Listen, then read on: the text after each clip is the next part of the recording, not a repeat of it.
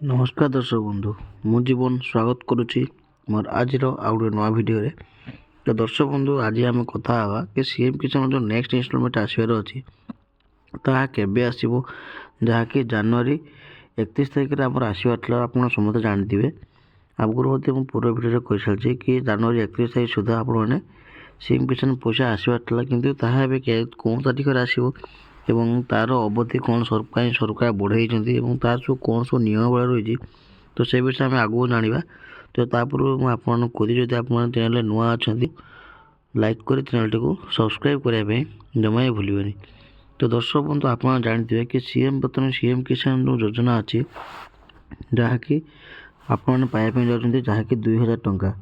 ठीक अच्छे 2000 टंका आप पाइबा जाऊँच तो ये 2000 टंका आप पाइबे जहाँकि आमर प्रत्येक 6 मास को थर लेखा आमर 2000 टंका लेखा मिले ठीक अच्छे कि वर्ष को आमर मिले 4000 टंका लेखा मिले जहाँकि आमर माननीय मुख्यमंत्री सीएम किसान योजना भाव आपको दिखती। तो बर्तमान मुझे कहवाई चाहूँगी कि बर्तमान नुआ नियम जहाँकि अच्छी कि आपको कहला कि सीएम किसान पैसा आपने पाइबे तो जनवरी 31 तारिख सुधा आपने पैसा पाइबा कथा किंतु बर्तमान कहुई कि फेब्रुआरी 28 तारिख पूर्व समस्ते पीएफ किसान पैसा पाइबे। तो चलते से आपको देखुचे ए देखो ये लिखाई आमर सीएम किसान योजना बाध्यतामूलक आवश्यकता गुड़िक पूर्ण कही न हिताधिकारी निमंते गुरुत्वपूर्ण सूचना ठीक अच्छे माने आप सीएम किसान योजना बाध्यतामूलक आवश्यकता रही तो कौन गुरुत्व माने गुरुत्व मानक हिताधिकारी कौन गुरुत्व सूचना रही आपको जनवा। तो आम बाम सैट देखापी जावा ये सैट्रे कि पंजीकरण बाध्यतामूलक आवश्यकता होची बैंक खाता सह आधार संयोगीकरण और कृषक ओडिशा पोर्टाल पंजीकरण ठीक अच्छे। तो ये आपको बुझे दूसरी कि प्रथम आम जो लिखाई आमर बैंक खाता सह आधार संयोगीकरण ठीक अच्छे माने आप बैंक खाता सहित आपण आधार कार्ड संयोग माने एड नहीं आपंकर ये पैसा पाइपर ना किंतु मुझे कह बैंक सहित आधार कार्ड जो कहते जहाँकि आमर EKYC ठीक अच्छे माने EKYC आप कहते तो EKYC करटा निहाती भाव दरकार कौन ना बैंक सहित ठीक अच्छे बैंक सहित आप EKYC करेंगे। बाकी रहा जो 2 नंबर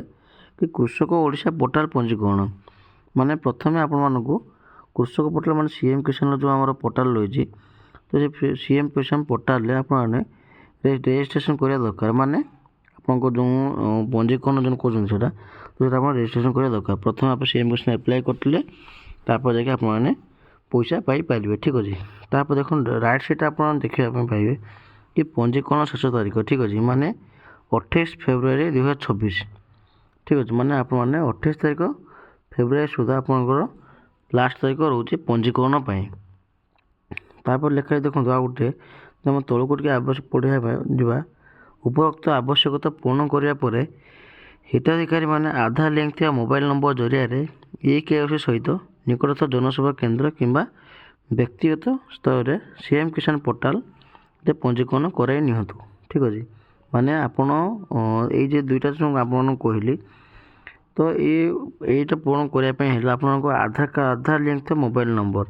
माने आपको आधार कार्ड जो मोबाइल नंबर लिंक होगी तो सीटा आधार कार्ड सहित मोबाइल नंबर लिंक करेंगे तापर EKYC जो आपको कहली EKYC सहित निकटस्थ जनसेवा केंद्र किंबा व्यक्तिगत स्तर में सीएम व्यक्तिगत स्तर में आपको सीएम किसान पोर्टाल पंजीकरण करे ताने हूँ आप मोबाइल नंबर एवं आधार कार्ड जो आपंकर एड होची मोबाइल नंबर टी एवं EKYC सहित आपने सीएम किसान पोर्टाल जो रही आपंकर से पोर्टाल आपने पंजीकरण करे ठीक अच्छे। तब देखो ये गोटे बहुत बड़ा अपडेट यहाँ कि देखो लिखाई जे यही समय सीमा मध्य पंजीकरण कर हिताधिकारी माने योजनार बाद पड़े माने ये समय अच्छे आप फेब्रुआरी 28 तारिख समय रही ये फेब्रुआरी 28 तारिख जब आप जदि एप्लाय कर आगुरी तो बर्तमान आप एप्लाय कर पैसा पाइपर ठीक अच्छे। तो अधिक सूचना ब्लॉक कृषि अधिकारी कार्यालय किंबा कृषि संबंधी हेल्पलाइन नंबर 155333 जोगाजोग करूँ ठीक अच्छे। तो यहाँ गोटे बहुत बड़ा अपडेट आसाला जोटा कि मुझे जनईली जदि आपको ଭିଡ଼ିଓଟି ଭଲ ଲାଗୁଛି ତ ଭିଡ଼ିଓକୁ ଲାଇକ୍ କରି ଚ୍ୟାନେଲଟିକୁ ସବସ୍କ୍ରାଇବ୍ କରିବା ପାଇଁ ଜମା